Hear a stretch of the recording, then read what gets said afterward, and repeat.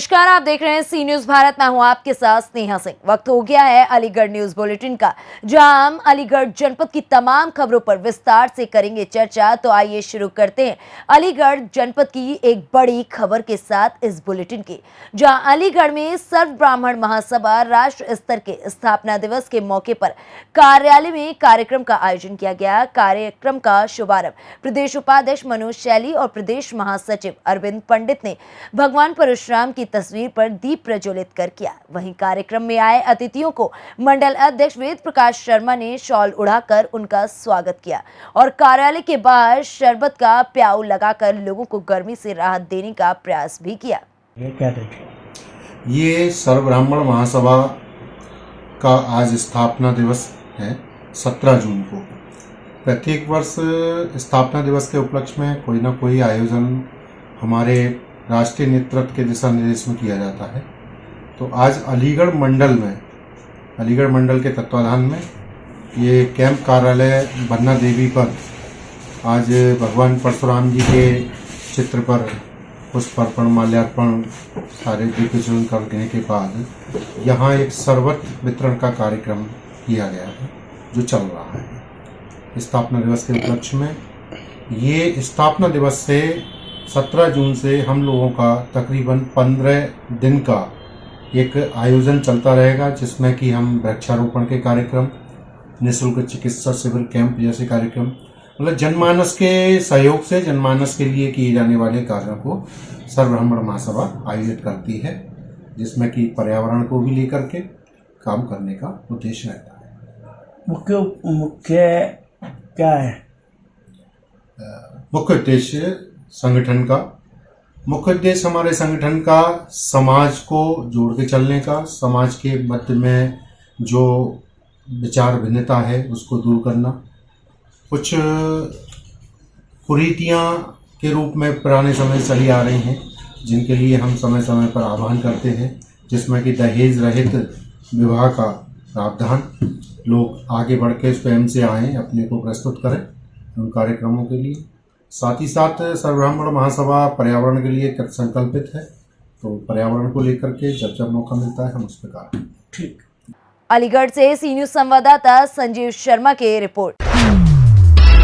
अब रुक करते हैं अपनी अगली खबर की तरफ, जहां अलीगढ़ जेसीआई शाइन द्वारा 19 जून को मंडल का एक विशेष कार्यक्रम शाइन कॉन का आयोजन रमाडा होटल में सुबह 11 बजे किया जाएगा। कार्यक्रम में इस वर्ष के आधे कार्यकाल में जिन अध्यायों के द्वारा सर्वश्रेष्ठ कार्य किए गए हैं उन सभी का सम्मान सह मंडल अध्यक्षों के द्वारा किया जाएगा। कार्यक्रम में शहर मंडल अध्यक्ष जेसी दीप्ति अग्रवाल, जेसी सुमित अग्रवाल, जेसी भूपेंद्र अग्रवाल, जेसी अभिनव गुप्ता के द्वारा जोन 2 के सभी अध्यायों में से श्रेष्ठ कार्य करने वाले अध्याय को सम्मानित किया जाएगा। कार्यक्रम का उद्घाटन शहर विधायक मुक्ता राजा, पूर्व विधायक संजीव राजा तथा मंडल अध्यक्ष जेसी अमित मित्तल के द्वारा मिलकर किया जाएगा।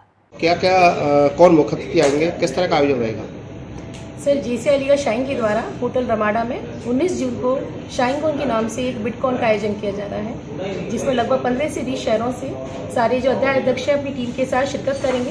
उनको पिछले 6 महीनों में जिन्होंने सक्सेस कार्य किए हैं उनके लिए हमारे ऑफिसर्स के द्वारा उन्हें पुरस्कृत किया जाएगा।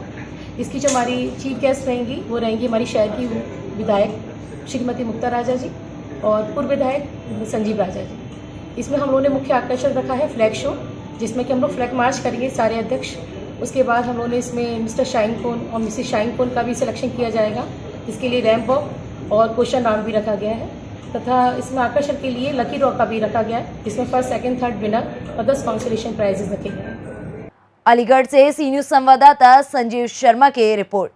तो देखा आप सभी ने कि किस तरीके से पूरी कार्यक्रम को लेकर पदाधिकारी ने जानकारी साझा की और उन्होंने बताया कि ये कार्यक्रम एक विशेष कार्यक्रम होगा, इसमें लोगों को सम्मानित किया जाएगा। अब देखने वाली बात ये होगी कि किस तरीके से इस कार्यक्रम को सफल बनाने में पदाधिकारी जुटे रहेंगे और आगे क्या कुछ ऐसा अनोखा देखने को अलीगढ़ में मिलेगा। अब रुक करते हैं अपनी अगली खबर की तरफ, जहां पर दिल्ली पुलिस द्वारा अकबर रोड पर कांग्रेस मुख्यालय के अंदर घुसकर कांग्रेसियों के पिटाई के विरोध में कांग्रेस कमेटी के हरियाणा प्रदेश कांग्रेस प्रभारी विवेक बंसल ने अलीगढ़ के समस्त कांग्रेस कार्यकर्ताओं के साथ मिलकर भाजपा सरकार के खिलाफ विरोध प्रदर्शन किया। भारी संख्या में जुटे कांग्रेसियों ने मैरिस रोड के धर्मपुर कोर्टयार्ड में जमकर विरोध प्रदर्शन करते हुए प्रधानमंत्री मुर्दाबाद के नारे तक लगाए और सरकार के खिलाफ प्रदर्शन किया। ज्ञापन में किन किन बिंदुओं को जो है इन लोगों ने दर्शाया है? ये राष्ट्रपति महोदय को संबोधित ज्ञापन जो है प्रवर्तन निदेशालय ईडी द्वारा जो कांग्रेस के पूर्व अध्यक्ष राहुल गांधी से पूछताछ की जा रही है, उसमें उसके संबंध में विरोध प्रदर्शन किया गया तथा शांतिपूर्वक अपना ज्ञापन सौंपा गया है। ज्ञापन आवश्यक कार्रवाई के लिए माननीय राष्ट्रपति महोदय को भेज दिया जाएगा। कांग्रेसियों का आरोप है कि निरंतर इनके नेता को जो है लगातार देखिए, हमारी मुख्य मांग थी कि जो आज ईडी उत्पीड़न कर रही है हमारे नेता राहुल गांधी जी का, उसके विरोध में हमने ये किया था। और हम यही कहना चाहते हैं कि ये सरकार आज पूर्ण रूप से हर क्षेत्र में विफल है, चाहे वो रोज़गार की बात हो, चाहे वो आर्थिक व्यवस्था की बात हो, चाहे कानून व्यवस्था की बात हो, और चाहे हमारी विदेश नीति आज किस तरीके से चीनी से भारत चीन सीमा पर आज जिस तरीके से सरकार मूक दर्शक बनी रह गई है और चीन हमारे क्षेत्र पर काबिज है। आज इन सब को लेकर राहुल जी तमाम निरंतर अपने विचार प्रकट कर रहे हैं और मुखर रूप से सरकार की आलोचना कर रहे हैं। तो उनकी आवाज़ दबाने का एक प्रयास है। ईडी जो है, चाहे वो सीबीआई हो, चाहे ईडी हो, चाहे पुलिस तंत्र हो, वो इस सरकार का एक हथियार बन गया है और उसके माध्यम से जनता की और विपक्ष की आवाज़ को दबाना चाहते हैं। तो इसके खिलाफ हमारे नेता का जो उत्पीड़न निरंतर ये कर रहे हैं आदरणीय राहुल गांधी जी का, उसके विरोध में आज हम लोगों ने ये आंदोलन किया था। पर आपने देखा कि पुलिस प्रशासन ने ये शांतिप्रिय आंदोलन भी हमारा बीच में ही इसको अवरुद्ध कर दिया और हमारी भावना जागृत करने। अलीगढ़ से सी न्यूज़ संवाददाता संजीव शर्मा की रिपोर्ट। बता दें कि लगातार यहां पर विरोध प्रदर्शन जारी है। कांग्रेस कार्यकर्ताओं द्वारा विरोध किया जा रहा है। राहुल गांधी को जब से ईडी द्वारा पूछताछ के लिए बुलाया जा रहा है, तब से लगातार कांग्रेस कार्यकर्ता प्रदर्शन कर रहे हैं।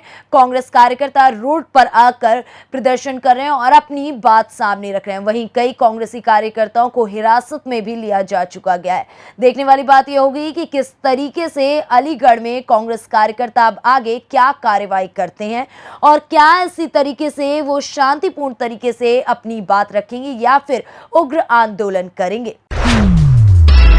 अब रुक करते हैं अलीगढ़ मुस्लिम विश्वविद्यालय से जुड़ी एक बड़ी खबर की ओर, जहां पर छात्र और छात्र नेताओं ने भारत सरकार की अग्निपथ योजना का स्वागत किया और इस योजना का विरोध कर रहे युवाओं पर कानूनी कार्रवाई करने की सीएम योगी और पीएम मोदी से अपील की। एएमयू छात्रों का कहना है कि देश के युवाओं को समझना चाहिए कि इस योजना से उनको लाभ मिलने वाला है। इसका वो स्वागत करें और लोगों के बहकावे में आकर अराजकता को देश में बढ़ावा ना दें।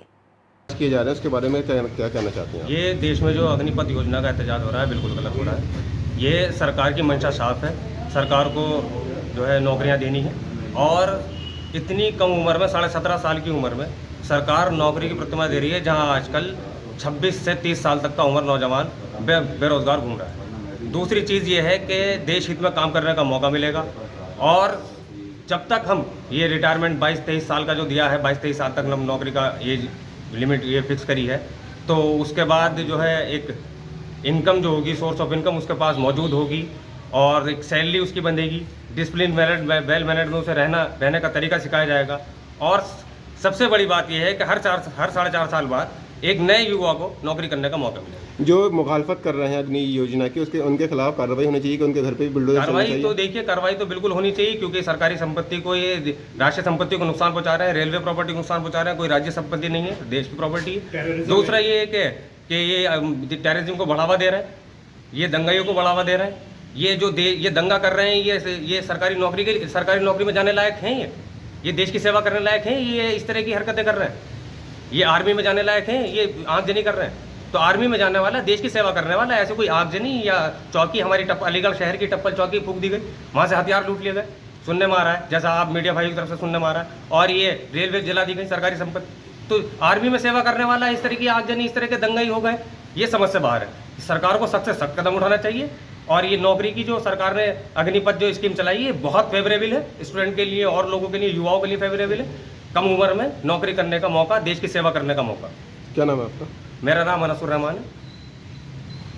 एहतजाज किए जा रहे हैं, उनके खिलाफ क्या हुकूमत को बुलडोजर चलाना चाहिए, FIR दर्ज करनी चाहिए? देखिए, सबसे पहली चीज़ मैं क्लियर कर देता हूँ, अभी तक देश में 40 साल से सबसे ज़्यादा बेरोज़गारी थी। युवाओं की डिमांड थी कि बेरोज़गारी का मसला हल किया जाए। और मई के महीने में 2022 में रिपोर्ट थी गवर्नमेंट की कि जो है 14% लोग बेरोज़गार हैं। और जो लोग 25 से 30 साल की उम्र में आ जाते हैं, अपना ग्रेजुएशन कर लेते हैं, उनको भी रोज़गार मुहैया नहीं हो पाता है।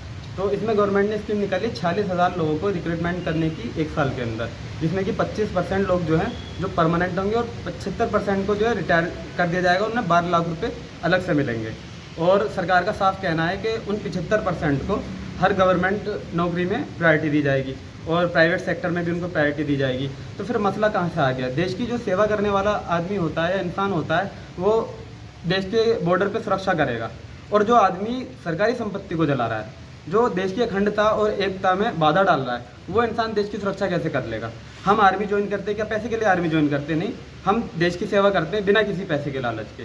तो ये लोग जो भी आगजनी कर रहे हैं, जो सुप्रीम कोर्ट की गाइडलाइन है और जो संविधान के अकॉर्डिंग जो भी कॉन्स्टिट्यूशन में कहा गया है, इनके खिलाफ कार्रवाई होनी चाहिए NSA और UAPA के तहत।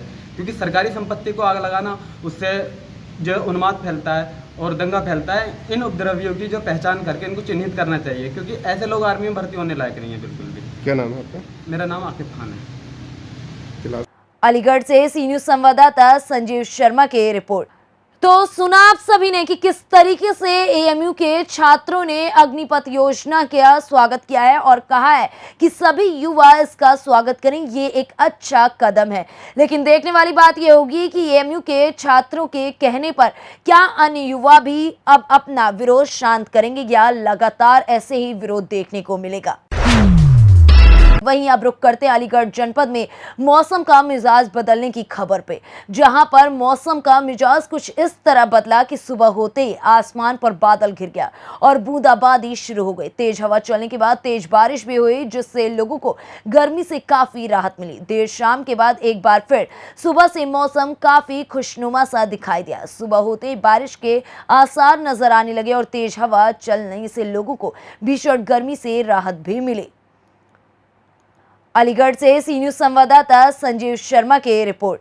जिस तरीके से अलीगढ़ में गर्मी के बाद अब राहत भरा मौसम सामने आया, उसको देखकर यही लग रहा है कि उत्तर प्रदेश के अन्य जिलों में भी जल्दी बारिश समेत अन्य चीजों को देखने का मौका मिलेगा और यहां पर भी लोगों को राहत भरी सांस लेने का मौका मिलेगा।